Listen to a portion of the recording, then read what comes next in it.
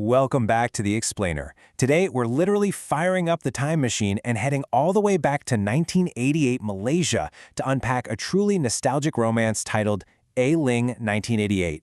Love Was Meant to Teach Us. If you're someone who loves coming-of-age stories that beautifully blend history, cultural clashes, and, those bittersweet pangs of first love, you are in for an absolute treat today. I am so pumped to guide you through this, so let's jump right in. Okay, let's dive into this. What actually happens when a prestigious boarding school boy gets forced into a regular, everyday day school and then ends up falling for the girl who quite literally rescues him? So our protagonist, Remy, is this bright student whose whole life gets completely upended when he's assigned to a local school while he waits for his SPM results. And that is exactly where he meets Ling. She's a 17-year-old Chinese girl who rides a motorcycle and just carries this quiet, captivating grace about her. It's this incredible cross-cultural teenage love story, set right against the super rigid expectations of the era. All right, setting the scene with Section 1, the town of Batu Gajah. Now, understanding this setting is absolutely crucial because it represents a world that is just steeped in tradition and old rules, which, as you'll see, are the exact rules our young lovers are going to bump up against. So Batu Gajah was this highly advanced 19th century tin mining center and a major administrative hub for the British in the Federated Malay States. Get this, it was literally one of the very first places in Malaya to even get electricity.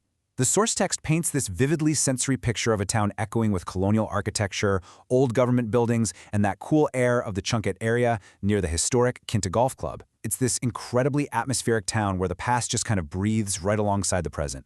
Perfect stage for a romance to blossom, right? Moving right along to Section 2, a bumpy school transition.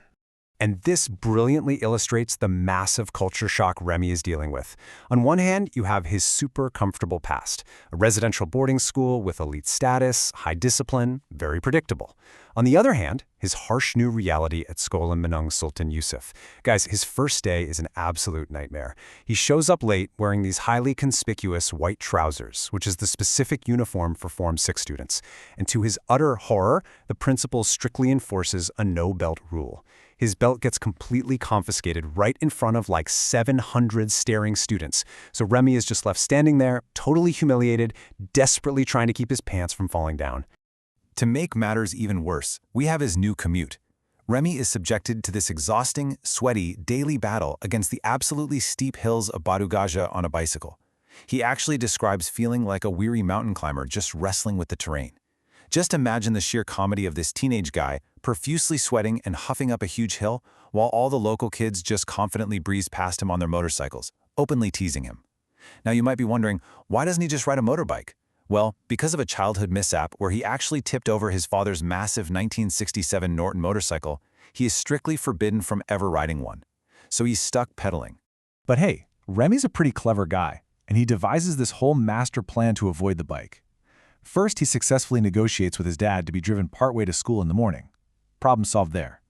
Then for the afternoon, he decides he's just going to walk through town, soak up the air conditioning at the Parks and Department store, and treat himself to a legendary bowl of local sendal. Honestly, it seems like the perfect sweat-free plan until the final leg of his journey, which literally forces him to face his absolute greatest fear. Which brings us to the inciting incident in Section 3, Dogs, Bikes, and Rescues.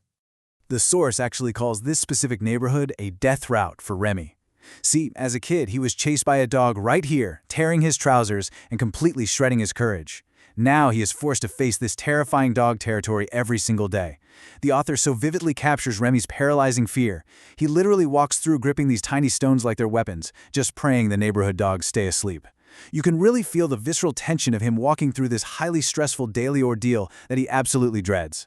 Now, what's really interesting about this slide is how this exact fear is what leads to his rescue.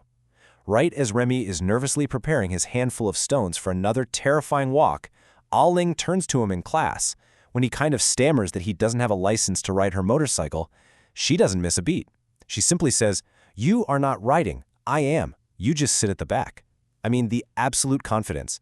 She casually offers him a ride home on her Cup Shy, and boom, this is their ultimate meet cute. Remy gets guaranteed safety from the dogs, and he scores a ride with the girl who has already totally captivated his attention. Let's get into the heart of it. Section 4, Nasi Lemak and Romance. I absolutely love how organically this whole thing progresses. It starts so small, just sitting near each other in class. Then, that one fateful motorcycle rescue turns into this daily afternoon routine, with Remy just quietly enjoying every single second of riding pillion. Soon enough, Remy is secretly buying an extra packet of nasi lemak in the mornings, totally pretending he's just really hungry, also he can share it with Ling during recess. Eventually, Ling drops Remy off at his house and meets his oppa, his grandmother, and Ling completely wins her over, just with her politeness and her genuine appreciation for oppa's spicy Malay cooking. Oppa totally gives her that unstated but very clear stamp of approval. But of course, we're talking about high school here, so romances rarely happen in a vacuum without any outside judgment, right? Their growing closeness inevitably sparks some pretty loud school gossip. The guys tease Remy relentlessly for not being a gentleman and hitching rides from a girl. Then there's the intense jealousy from classmates, particularly this girl as Linda, who bluntly interrogates Remy about whether he actually likes Ling. Yet, amidst all that noise and the probing questions, Remy finds his quiet secret joy in just tutoring Ling in maths. It brings them closer together, kind of insulating them in a little bubble of their own making. And finally, the overarching themes in Section 5, Lessons in Love. So, the crucial point is just how deeply this whole experience inspires Remy. The text wonderfully incorporates these multimedia elements to showcase it, basically bridging the gap between 1988 and today. By scanning the QR codes provided right in the book, you can actually listen to the specific songs that perfectly mirror Remy's emotional state. Songs like Beginning to Bloom. It builds this incredibly unique, multi-sensory experience for the reader. The source material even shares Remy's heartfelt, love-struck poetry inspired by Ling's gentle charm. I mean, he goes from being this frustrated kid pushing a heavy bicycle to a young man writing full-blown verses about how her kindness brought light into his quiet world. Which really leaves us with this lingering, incredibly provocative question. Can a teenage love actually survive the high walls of race and tradition? As the text's synopsis reveals, despite the sweet shared nasi lemak and those breezy afternoon rides, the lack of family approval and the deep cultural differences eventually build up an insurmountable wall between them. They face this inevitable separation, with Ling moving away to Singapore, leaving them parted for 20 long years before fate finally reunites them as adults. But what exactly happens when they finally meet again, a meeting arranged, no less, by Remy's own wife?